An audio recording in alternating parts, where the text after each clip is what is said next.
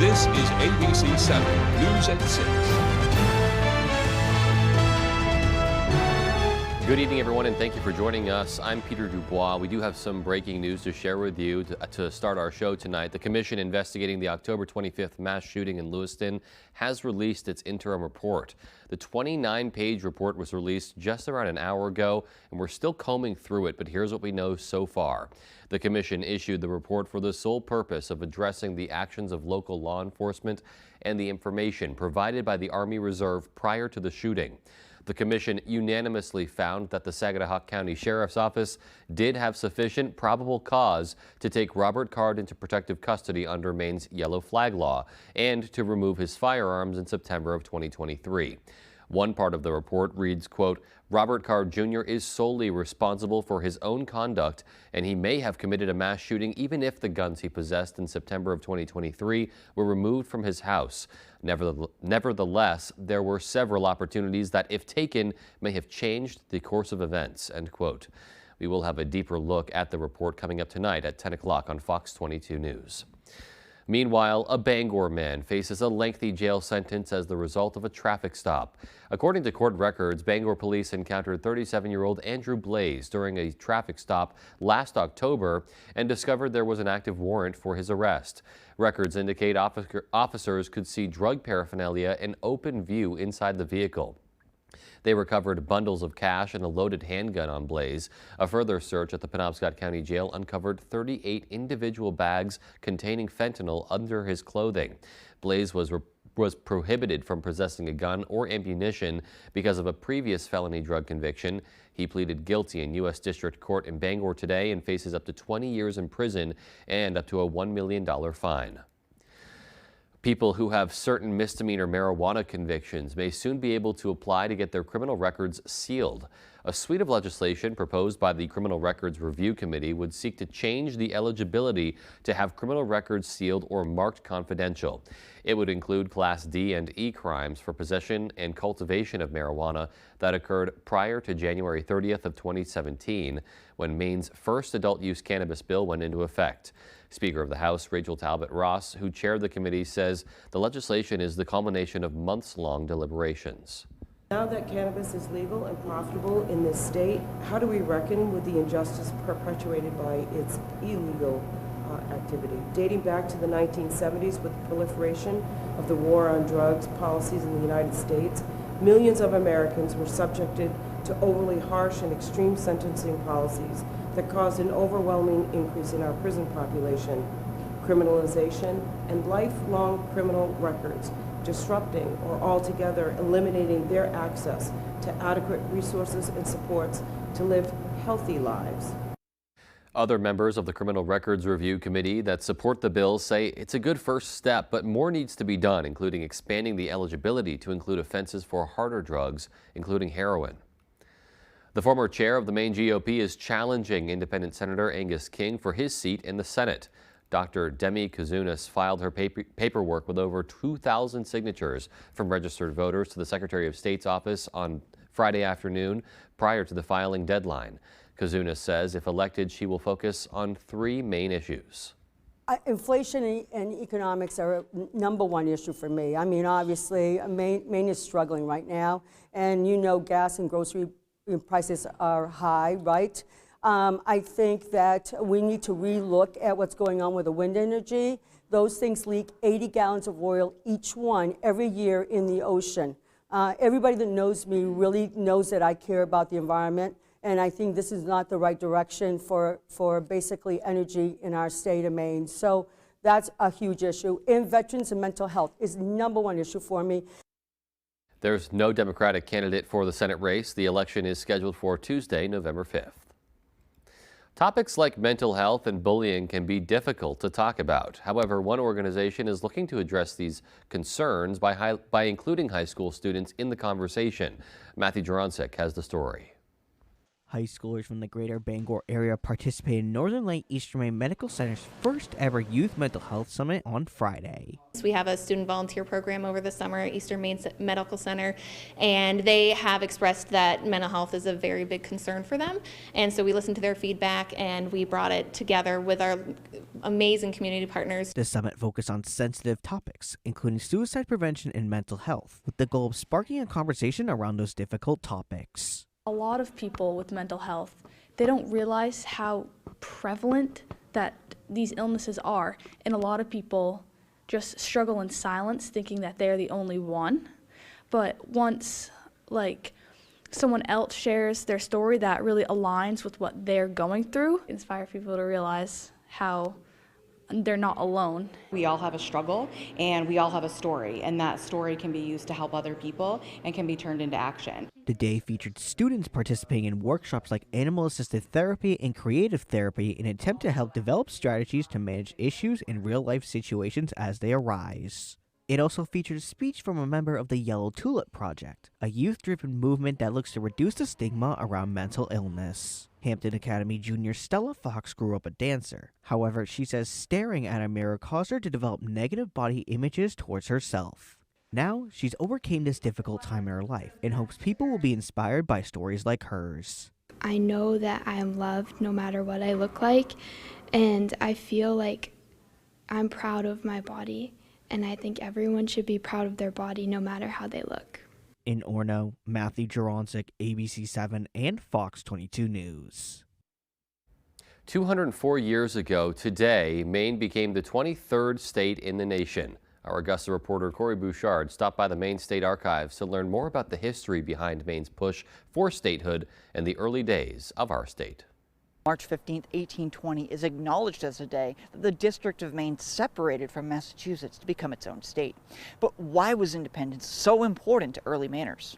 After the War of 1812, the people in Maine started to really sort of grow an interest in separating from Massachusetts, having some say over their own economy, their own rules. According to Kate McBrien, the state archivist, the path to statehood wasn't an easy one, with several referendums to separate from Massachusetts failing before finally passing in 1819.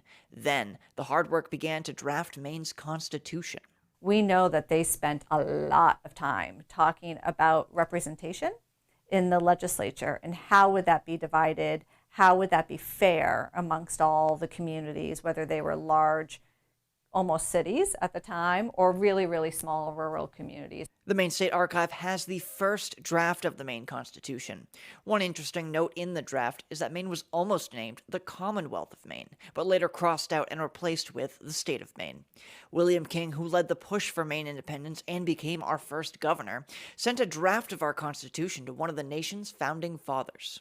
Thomas Jefferson read it over, and his reply is at Maine Historical Society, and it's a wonderful letter because he kind of just says, wonderful attempt, I appreciate it, you're giving way too much power to companies, don't do it. You know?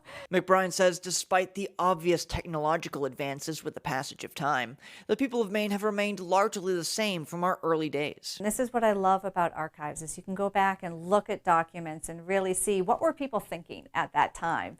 And Maine in so many ways has not changed in that we're still very community focused. You know, our neighbors are all still very important to us. For 204 years, Maine has continued to live up to its motto of Dirico, which translates to I lead. Happy birthday, Maine. At the State House, I'm Corey Bouchard for ABC7 and Fox 22 News. So much history to highlight in our great state. All right, we're looking outdoors. It was a soggy one out there today. Let's take a pause and get a first check of our forecast. Thank you so much, and finally, the rain and snow out of our area. We did see some snow on the back end, very minimal though. Most of the snow accumulations were north of Bangor, but now we are clearing up and going to continue to stay clear, and then once again getting more rain this time with warmer temperatures on St. Patrick's Day on Sunday. Winds not bad, around 5 to 10 miles per hour around the state. Right by the coast as well, you got Rockland, you got Bar Harbor, Machias, only at around a 5 to 10 mile per hour breeze. Now, temperature-wise, though, high temperatures earlier, we were hovering near 40. We did see some mid, even some upper 30s in some spots. Look at Millinocket area, though. bit warmer. They were at 42 degrees earlier today, so that rain and snow was in the region. Most of the snow was not accumulating, with temperatures, of course, in the 30s and 40s, so anything above freezing wasn't really accumulating. Most of the thicker snow on the ground for now is in Greenville and then north of Greenville once again. Hour-by-hour forecast does show temperatures back in those upper 20s overnight.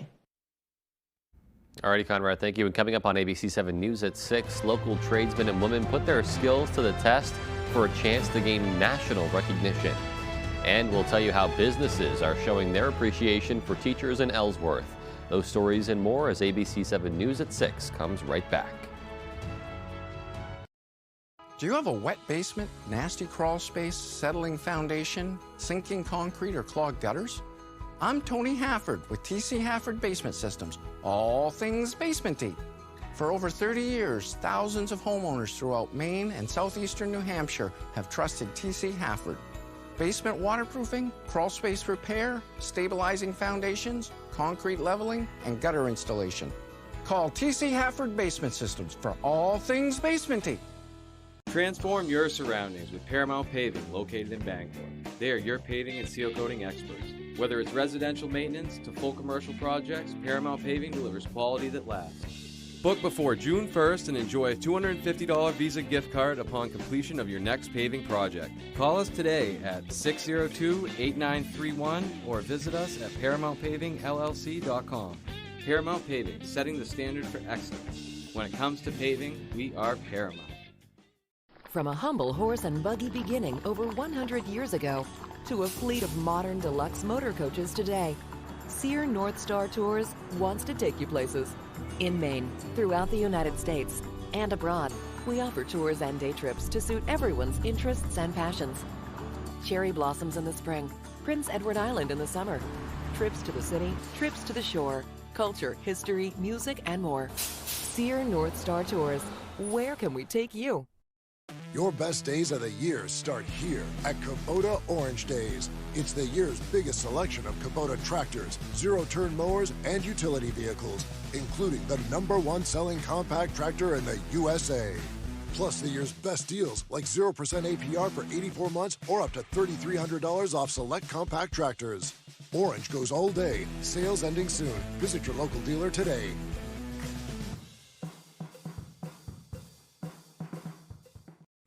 You're watching ABC 7 Bangor.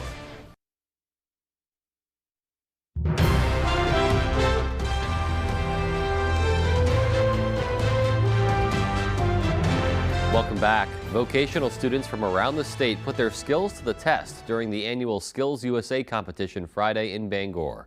The tradesmen and women of tomorrow showcase their abilities in vocational specific time trials ranging from automotive electrical repair to wedding cake decorating. The tests are the perfect opportunity for the students to show off what they've learned and see where they can improve. This is like tourney week for them, so this is a big deal, but there's also, with Skills USA, they do a lot with leadership, teaching kids speaking skills, how to prepare themselves for the workplace. There's a lot to it. The students who rise to the top and win gold will head to Atlanta, Georgia for the National Skills USA competition in June. Educators in Ellsworth were showered with appreciation today. Our Callie Warren has the story. Though Teacher Appreciation Week isn't until May, Ellsworth teachers got some well-deserved recognition on Friday in the form of Pat's Pizza, snacks, and flowers. Almost 60 large pizzas were delivered to area schools. It's a feel-good, makes your heart warm to help the community. They help us so much. It's so nice to reach back to the teachers to give them a recognition for what they do.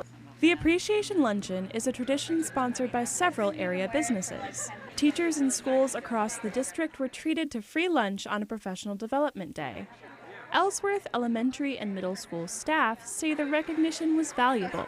Different businesses in our community are so generous. It really does help us feel the love, help us feel supported by our community. I think appreciation goes a long ways. I think that appreciation is kind of like the bones of keeping us going. According to school administrators, the outreach makes educators feel more connected to the community. The business community wanted to take time and appreciate the work that we do here at school, appreciate our teachers and our support staff, our custodial staff, our cooks, our administrative assistants, and I just think it's amazing. You know, your school is a reflection of your community, and how much pride you have in your community is reflected in how much pride you have in your school. In Ellsworth, Callie Warren, ABC 7 and Fox 22 News. Our teachers deserve all the support they can get. All right, well, coming up in sports, we'll have a live update from Maine women's basketball as they take on Vermont in the America East Championship. That story coming right up. Comfy, cozy, relaxing. Not Joe.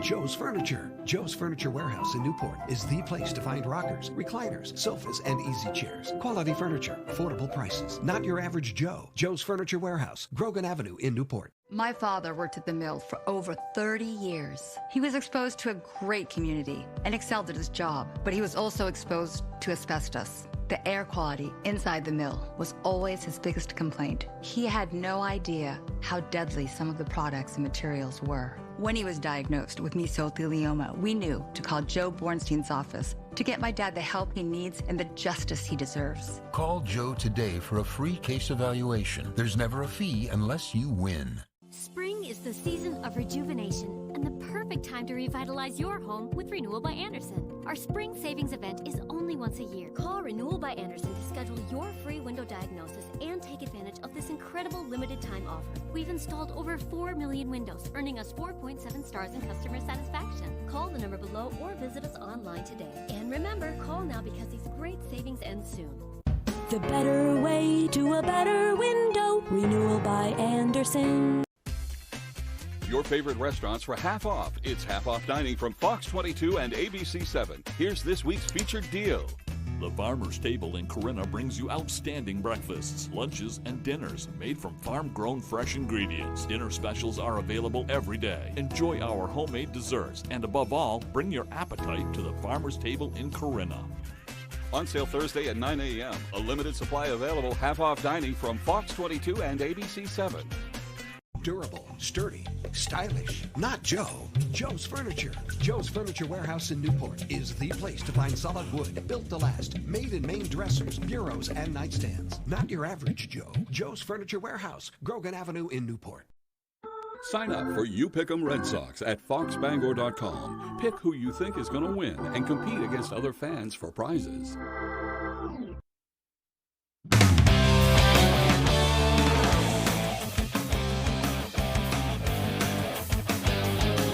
Hey everybody, Ryan Sudol here. Thank you so much for joining us. Today is the day. Maine women's basketball is currently taking on the University of Vermont in the America East Championship game with a trip to the NCAA tournament on the line. This game going on at the Pit right now, and our Tyler Cruz is there standing by. Tyler, what you got?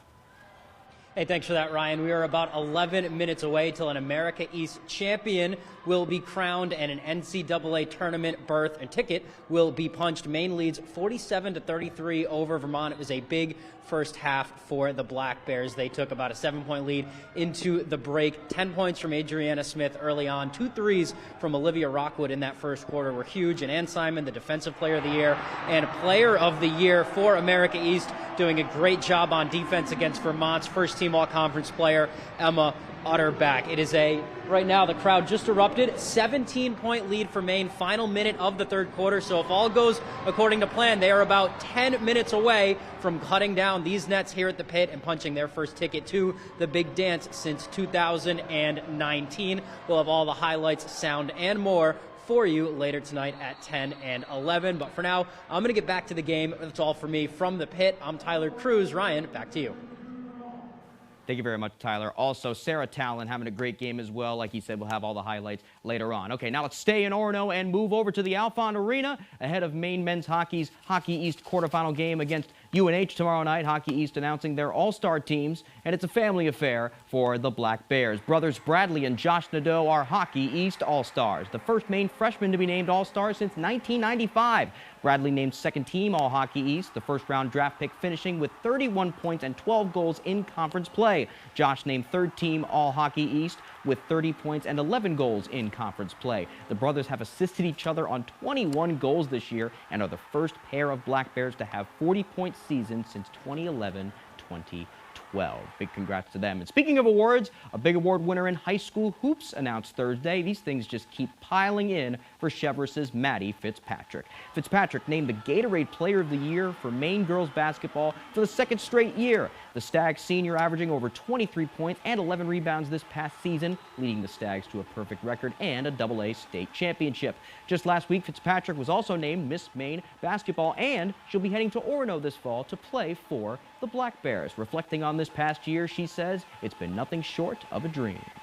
I've never had a team like this ever, and it was just like such a great way to end my Cheverus career. The seniors, we were talking about like how we've like left the program better than we found it. So, I mean, you just can't ask for anything else. Big congrats to her as well. Okay, that's all the time we have for sports. Here is your full 5-day forecast. Thank you so much. Varney Ford is bringing today's full weather. Varney Ford in Newport gives 1 full year maintenance on every new and used vehicle they sell. Come visit them and see their huge selection of cars and trucks. The nice car and truck people. And wow, what a storm we had yesterday into today. Now it's down south, not quite as strong. Atlanta getting in on some rain. But wow, Indiana and Ohio, even Missouri, southern Illinois, they got hammered with severe thunderstorms, even some tornadoes yesterday. They are cleaning up now. We did lose a few lives, unfortunately, but that is kind of how Mother Nature goes. Hits us with a surprise. For us, though, no severe weather here in Maine. Of course, we're a lot cooler. We saw that rain and snow. Now we're just continuing to see those clouds in the area, but no precipitation falling. That's going to continue overnight, so we're going to stay mainly clear, right? No precipitation falling from the clouds by tomorrow, and mainly overnight into tomorrow. Then Saturday night into Sunday especially, that's when we're going to get a little bit more of a rain and snow mix in the area, more of a rain event here in town, with temperatures just a little bit warmer than what we saw outside today. Snowfall-wise, though, barely anything. We're talking pretty much nothing here in town. Dover, Foxcroft, same story. Millinocket area, probably at nothing. Maybe an additional trace of snow the next several days. Greenville, you got to go just north of that to get into some snowfall totals, possibly moving on in the next couple of days. Now, just a little tiny bit of snow north of town by the Millinocket area, south of that as well, those blue colors indicating just a tad bit of snow on the ground. But up north, we're saying central northern Maine, these colors, you see that line all the way up into Canada. Well, that does indicate, of course, well over 3, even 4 inches of snow in some spots still on the ground now. But we've been melting a lot of that snow away. We just saw 2 feet of snow in some spots in northern Maine, now down to several inches. And that is because all of these warm temperatures pretty much every single day, 40s and 50s. We saw one day with slightly below average temperatures and then right back up 40s and 50s, so to well above average territory. Our average should be around 40. Today, okay, we were near that, right? Tomorrow and then the next several days, we're going to stay above average and then closer to average by, I'd say, middle to end of next week. That's when we're going to get a push of cooler air, so we will see some even slightly below average temperatures by the end of next week. For tonight, though, upper 20s outside, decreasing clouds, so we will continue to start clearing up. For tomorrow, though, nice day, right? Upper 40s, increasing clouds, though, ahead of more rain and snow moving in Saturday night and then into Sunday. Our extended forecast outlook does show rain in the area, primarily just rain on Sunday. Some snow will be mixing in. Then we stay in the 40s the rest of next week. All right, and we'll be right back after the break. Stay with us.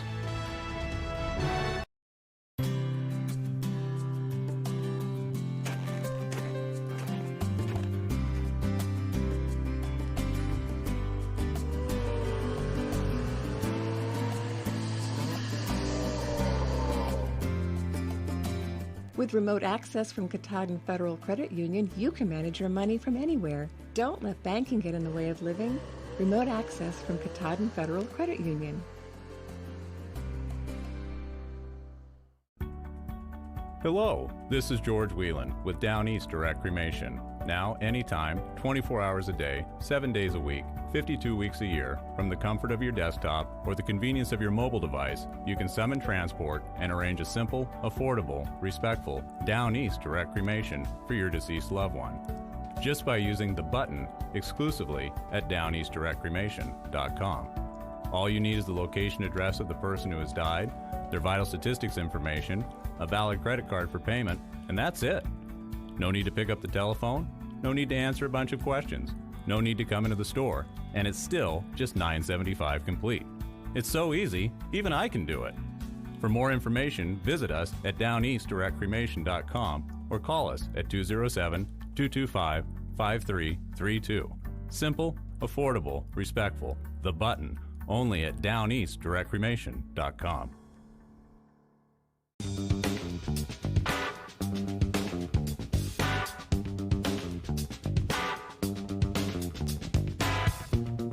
Roto-Rooter has served the greater Bangor area and beyond for 35 years, offering plumbing, hydrojetting, snaking, descaling, video inspection, and grease interceptor cleaning services. For all your residential and commercial clogs, call Roto-Rooter today, 990-1234. And away go troubles down the drain. Roto-Rooter.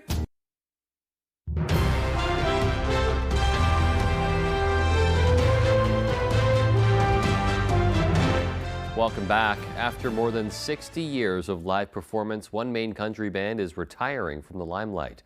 Our David Ledford spoke with them about their legacy and their love for each other. And you're the key of what? Evie. Husband and wife duo Clyde and Elizabeth Flaherty have shared over 6 decades of love and music. They've performed across the state since the late 50s as the band Down East Country. But now they're hanging up their guitars and reflecting on a lifetime of music in Maine. It's been a very happy career for both of us. They've played with over 180 different bandmates, including their son Rick. But they say the one constant throughout their careers has been each other. When I first started dating her, I taught her how to play. We started in the little clubs, and then it developed into a larger thing. The couple has played their songs at American Legion halls and nursing homes throughout Aroostook County, aiming to help those in need. My main goal in life is to be around people that needed help and to try to bring up their life by cheering them up with a song. And they were featured on Dick Stacy's Country Jamboree, a late-night music program that aired here on WVII. Stacy Jamboree. That was fun. Must have been 1958. We used to love to hear the other entertainers. But they say one of their fondest memories is the night they brought the house down. One night we was playing at a hall in Limestone, Maine. The whole entire ceiling came down on top of the people that were on the dance floor. So they cleaned it up. And the music went on and we played till 1 o'clock. And although they may be retiring from live performance, they say they'll still make music together. I love you. Yeah, yeah. We wouldn't change a thing. We'd do it over again. And heartbeat. In Sullivan, David Ledford, ABC 7 and Fox 22 News. Just a sweet duo there. Members of the Belfast Police Department jumped into the icy ocean waters to show their support for Maine Special Olympics. Officers spent the last several weeks raising money to help send athletes to the Special Olympics, and there they go. Belfast Police Chief Robert Cormier says it's part of a decades-long tradition for police departments across the country. Every March, all around the country, police officers jump into the cold water wherever we can find it. The athletes and law enforcement have a really special bond that goes, back decades. Right. And so today we had a lot of athletes out to cheer us on. It's a really fun event. Chief Cormier invites members of the public to join them in next year's Polar Plunge. He says if you're interested, you can reach out to the Belfast Police Department to get involved. And finally tonight, the weather might not have been perfect for an ice cream cone, but that didn't stop some diehard Mainers from showing up for the reopening of Gifford's Ice Cream Stand in Bangor. A line could be seen throughout the day as scoopers filled orders of sweet treats. This year was possibly even more special for Gifford's as their production facility in Skowhegan has recovered from a fire that took place last year. This is the first of the Gifford's ice cream stands to open for the season.